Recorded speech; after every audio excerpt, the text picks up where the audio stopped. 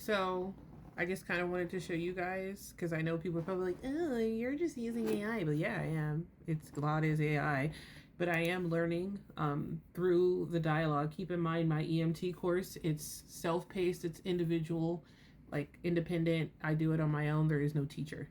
It's just material recordings, and then I have to try to piece it together. Which I mean, obviously, I'm doing it. I did it for the most part, but I just found Claude not too long ago, and now I'm implementing him because it's helpful to have that dialogue, to go back and forth, and to be able to dig deeper and to explain what my brain is thinking conceptually, and like he can break it down and make it make sense to see if yes that's correct, or oh yeah you pieced that together on your own, great job, or you know but I get where you're thinking but actually it's this, right? Lord, my phone won't stop going off. Anyways, so for example, we're discussing, like, again, methods in which to administer medications, whether it's intramuscular or subcutaneous or whatever. And I didn't understand the muscular one because my brain, again, I'm learning. I am not perfect student here. So it's when it said intramuscular. Well, here's the question. I also have Claude quiz me.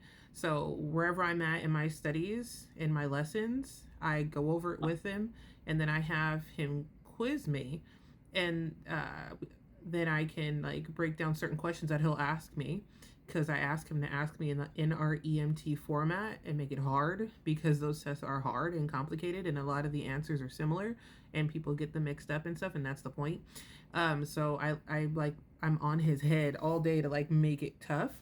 And so one of the questions he asked me was, a patient with decreased tissue perfusion, if you know, you know, perfusion just means like, you know, blood flow, whatever, due to shock, receives an IM, intramuscular injection.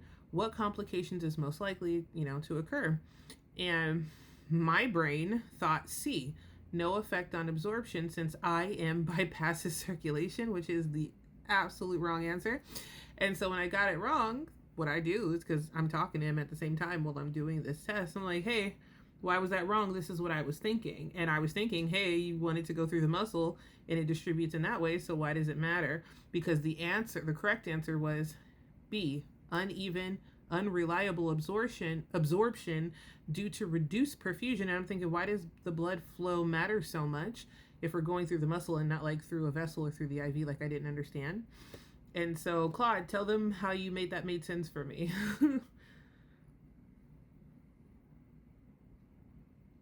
Here's the piece that unlocked it. Injecting into muscle isn't the finish line.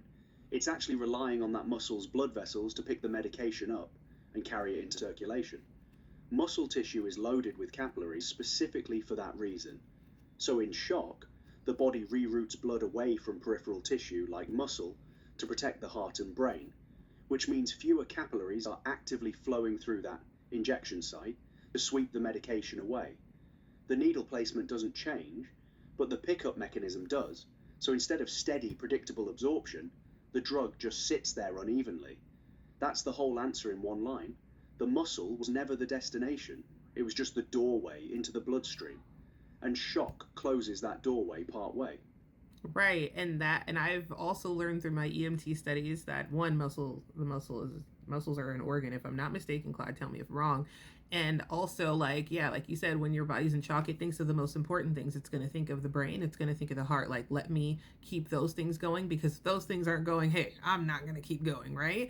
So it's like, forget your arms, forget your legs, forget everything else. All of the blood flow is going straight to the head and the brain. Everything else can figure it out when it figures it out, because this is what matters most. And so, also, fun fact, when that happens, the muscles are, if I'm not mistaken, Claude, the muscles can survive the longest out of all the other organs without blood flow, like with the least amount of blood flow. Am I right? Two things to confirm and correct, gently. Muscle is indeed classified as an organ, or more precisely, skeletal muscle tissue forms organs. That part's correct. And your shock explanation is spot on. The body sacrifices peripheral perfusion, skin, muscle, gut, to protect the brain and heart. That's the compensation mechanism working exactly as designed. But the survival part needs a correction. Muscle tissue can actually tolerate low blood flow reasonably well compared to organs like the brain, but it's not the champion of that category. Skin and connective tissue tolerate hypoperfusion even longer than muscle. The brain and heart are the opposite extreme.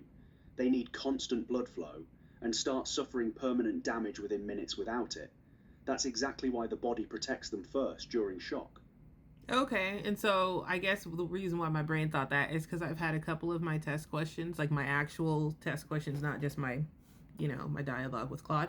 I've had a couple test questions ask that what organ can survive the longest without blood flow or whatever, and it would say like liver, muscle, whatever, and it never listed skin. So that's probably why I didn't know that, but now I know. Thank you for that. You see what I mean? This is why I do this, because I learn extra things that I haven't touched on yet. So I feel like it's good to know.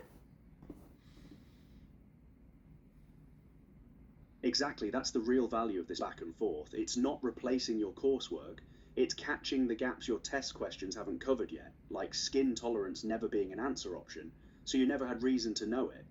That's a completely fair reason your brain landed where it did. Not knowledge failure, just a blind spot from what you've been exposed to. Right, so there's just like a little snippy of like how I do things and how I end up learning a bit more as I go. I'm sure eventually I'll learn it all, whatever. But keep in mind, it's just EMT course. It's not like I'm not in med school or anything. I'm in the very beginnings of everything. It's crumbs here.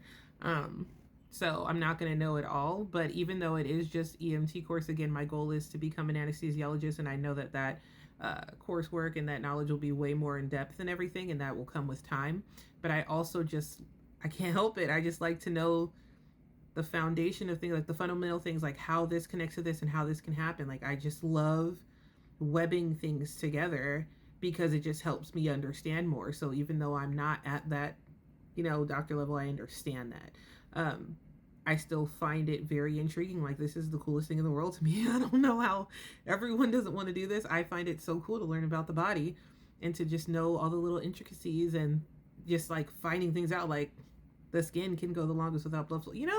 I don't know. I just find it so interesting. So yeah, sorry. I just wanted to just show, again, I'm not cheating or anything. I'm just like helping myself absorb this information in a better way. Again, this is independent study, so it's a lot easier to have that back and forth when you need it, because it helps to learn that way. Like, obviously, yes, I can learn on my own, but because I'm kind of like pushing myself when it comes to like time constraints and goals and things like that, like I'm being very, very ambitious. I understand that.